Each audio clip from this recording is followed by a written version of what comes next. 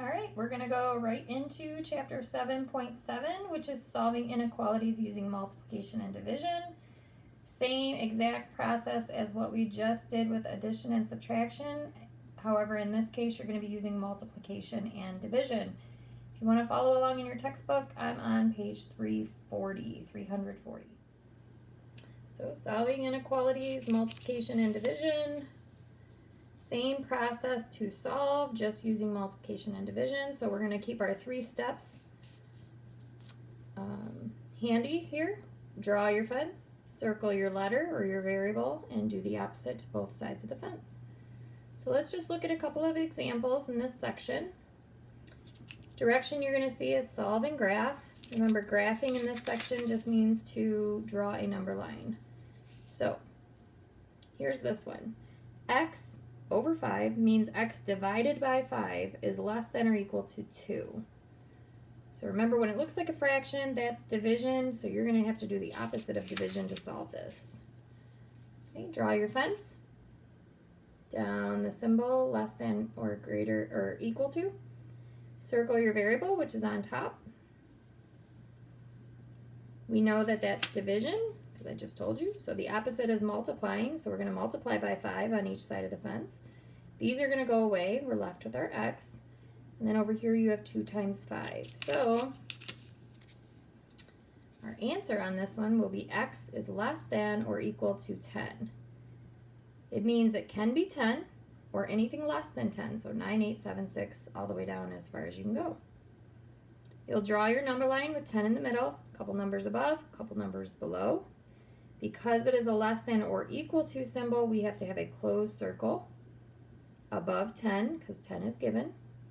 And then we're shading in everything that x could be. So we wanted to shade in the numbers like 9, 8, 7, so we're going to go to the left.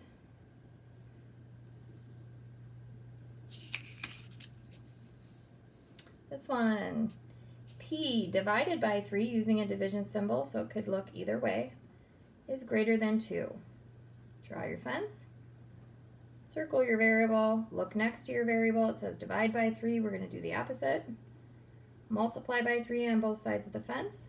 We're left with our p on this side is greater than 6, which means p has to be greater than 6. 7, 8, 9, all those numbers. So we're going to have an open circle because there's not a line below this symbol.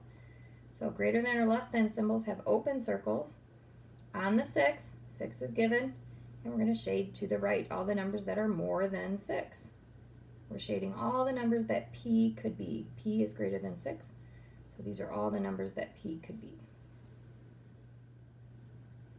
Okay, because this is so similar to chapter 7.6, I want you to try these, graph and solve.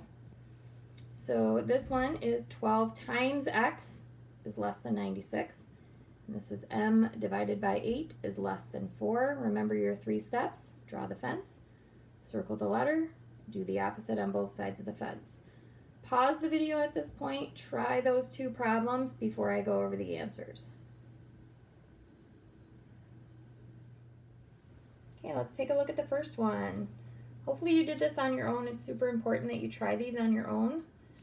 So I drew my fence through the symbol. I circled my variable x. This is 12 times x. So I'm going to divide by 12 on both sides of my fence. These 12s are going to go away. I'm left with my x. And then 96 divided by 12 is 8. So x is less than 8. Talking about numbers that are less than 8, 7, 6, 5. So we want an open circle because of the symbol, doesn't have a line below it. And we want to shade all the numbers that are less than 8. So hopefully you did that right. If you did, thumbs up. And the other one that I gave you to do was the m divided by 8 is less than 4. Draw your fence. Circle your variable, look next to or by your variable, it's divide by 8, so we want to do the opposite. We want to multiply by 8 on both sides of the fence. These 8s are going away, I'm left with my m.